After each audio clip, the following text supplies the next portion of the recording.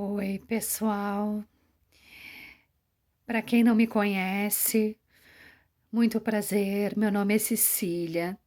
Eu sou assistente social, sou especialista em gestão de projetos sociais e MBA em comunicação e marketing digital e criei este canal Cidadania e Sociedade para promover a cidadania, os direitos humanos, a democracia.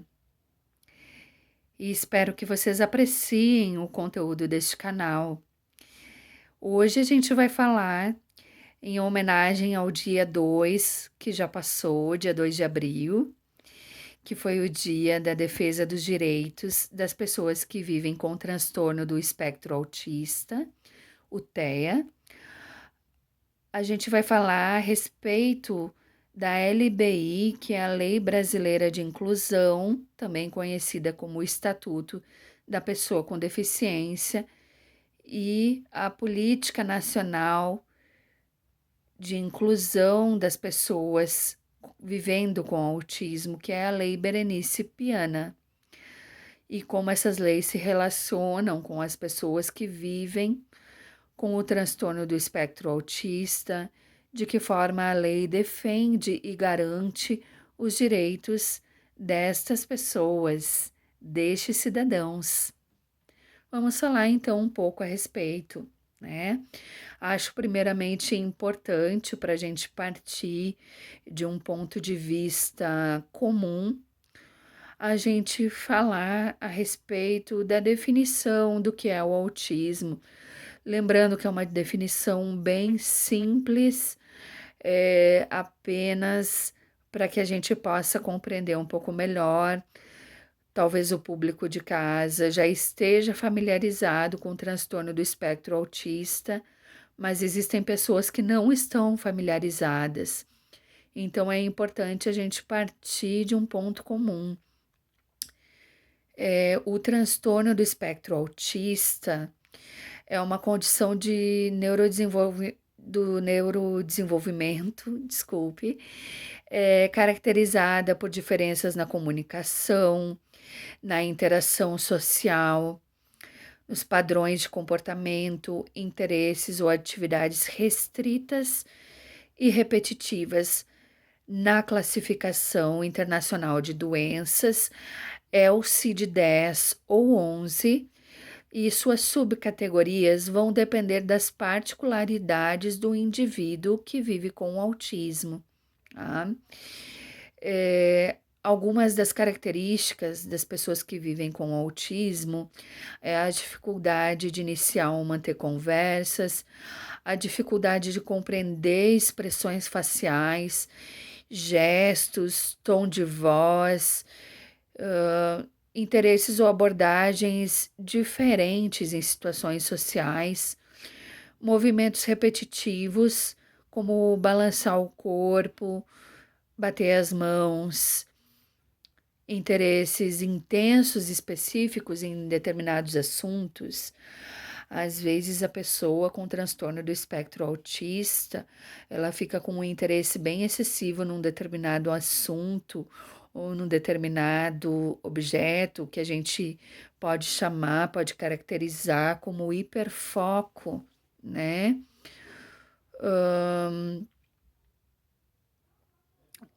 Resistência a mudanças na rotina, sensibilidade sensorial aumentada ou diminuída com relação a sons, a luzes, a texturas.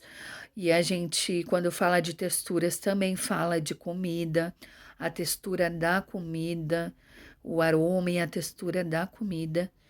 Também é bem importante entender que as pessoas com autismo precisam ter também a questão nutricional observada, porque alguns dos alimentos eles simplesmente não comem. Não como nós, assim, que às vezes a gente tem um gosto por um alimento e um desgosto por outro, mas algumas pessoas que vivem com autismo têm o seu cardápio bem limitado. Isso também precisa ser observado pelos cuidadores. Não está sempre associado à deficiência intelectual. O diagnóstico 100% das vezes é clínico. Se você suspeita que tem um familiar vivendo com transtorno do espectro autista que ainda não foi diagnosticado, procure os 3 especialistas que podem diagnosticar o autismo, que é o neurologista, o psiquiatra e o psicólogo, de preferência os 3, né? O Estatuto da Pessoa com Deficiência, que também é conhecido pela Lei Brasileira de Inclusão, é a Lei 13.146/2015, contempla as pessoas que vivem com o autismo, mas o Estatuto não menciona as pessoas com autismo.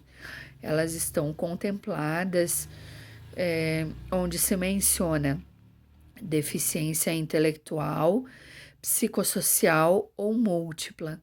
Os artigos mais relevantes do Estatuto para o TEA são o artigo 2º, que vai definir quem é a pessoa com deficiência, e essa definição é bem importante. O artigo 3º, inciso 2, que vai falar das barreiras atitudinais e do preconceito contra as pessoas com deficiência, e sim, o autismo está incluído, né? Eu falo muitas vezes, mas é sempre importante salientar que o autismo, para fins estatutários do Estatuto da Pessoa com Deficiência, é sim uma deficiência, tá? Por isso, os autistas têm os mesmos direitos das pessoas com deficiência, além das leis que não estão no estatuto, como a Lei Berenice Piana, que são leis específicas para quem tem TEA. O artigo 4º, ele fala sobre a inclusão escolar, garante educação inclusiva em uma escola regular, tá? Com adaptações necessárias, de acordo com a necessidade do autista, ter o acesso a um monitor de inclusão, pais, mães, cuidadores responsáveis por autismo.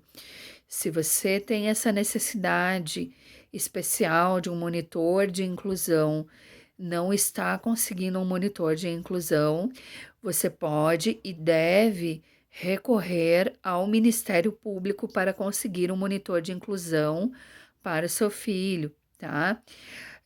Professor de apoio, currículo adaptado, atendimento educacional especializado, chamado de AEE. Esse atendimento é bem importante. O artigo 28 assegura o diagnóstico precoce, tratamento e terapias pelo SUS, serviços como terapeuta ocupacional, fonoaudiólogo, psicólogo, todos pelo SUS, né? Para quem não puder pagar por um atendimento particular, procure o SUS, procure seus direitos. E quanto mais precoce for o diagnóstico, principalmente quando tiver uma abordagem, uma boa abordagem de desenvolvimento da pessoa com um transtorno do espectro autista na primeira infância. A primeira infância é determinante para a vida de todos nós. Uma hora eu vou falar aqui no canal a respeito da primeira infância, fazer um vídeo especial sobre essa etapa tão importante da vida da gente, da vida de todos nós. Então, como é importante ter um diagnóstico precoce, um tratamento e acesso a terapias, acesso à educação desde a infância, desde a primeira infância, para um melhor desenvolvimento. O artigo 28 vai assegurar isso. O artigo 34, a prioridade em serviços. Pessoas com autismo têm direito a atendimento prioritário em bancos, em transporte público, em serviços de saúde. O artigo 37 vai falar do direito ao trabalho, incentivo à inclusão laboral, com possibilidade de cotas em empresas e adaptações no ambiente de trabalho. E os artigos 88 a 94 vai falar do direito à acessibilidade à tecnologia assistiva, garantindo o acesso à comunicação alternativa, como pictogramas, softwares para os não verbais, adaptações sensoriais como ambientes com menos estímulos. Isso tudo é muito importante da gente saber que existem softwares, que existem artigos de robótica, aplicativos, enfim, uma infinidade de tecnologias a serviço da acessibilidade para as pessoas com deficiência em geral. Mas hoje nós estamos falando das pessoas que vivem com transtorno do espectro autista. A gente sabe que a incidência na população é muito maior em homens do que em mulheres, mas a gente sabe também que o transtorno do espectro autista feminino é um transtorno de difícil diagnóstico. Geralmente as mulheres são diagnosticadas com outros transtornos mentais ou comportamentais e que sim, isso tem infelizmente um recorte de gênero, um recorte da questão social de gênero, né? Do quanto uma mulher com autismo é vista ainda de certa forma como inoperante para a sociedade. Acho que a gente não pode deixar de promover esse debate e falar sobre isso também.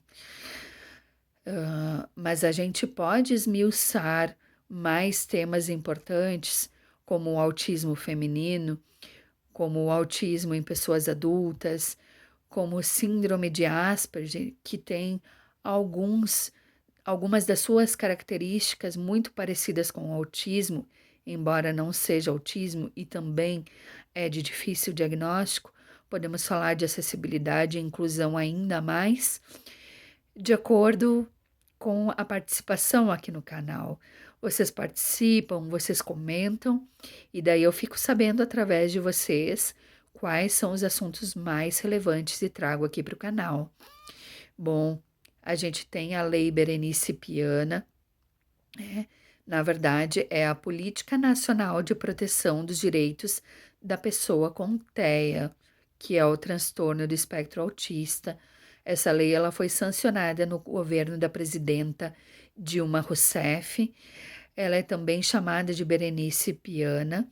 É a Lei 12.764/2012, que vai falar sobre a identificação dos autistas por aquela fitinha colorida quebra-cabeça, que hoje todo mundo conhece, mas no momento que a lei foi sancionada ainda não era tão conhecida, né? Vai falar também sobre o diagnóstico precoce, o acesso a medicamento e tratamento, a inclusão escolar, a inclusão social.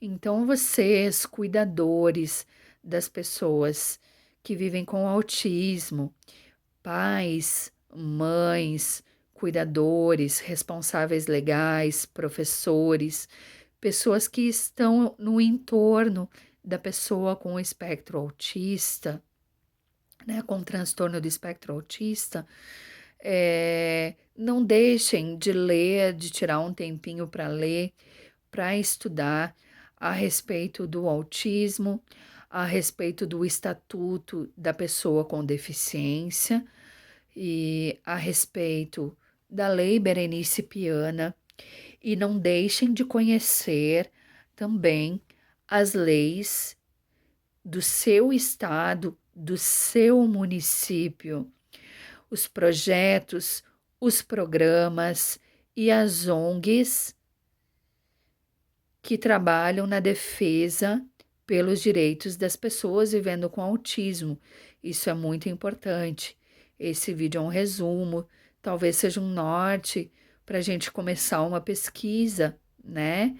Mas estamos sempre à disposição aqui no canal e vamos realizando juntos trabalhos e pesquisas e postando aqui no canal o que for de utilidade pública, o que for do interesse de todos, tá? O Estatuto da Pessoa com Deficiência é muito importante conhecer, principalmente porque tem muitos direitos aqui que nesse vídeo mais resumido eu não pude esmiuçar. Direito de cotas em concursos públicos, desconto na compra de carros, direito de prioridade nas políticas de habitação de interesse social. Isso também são coisas muito importantes para as pessoas com deficiência de uma forma geral e para as pessoas vivendo com autismo.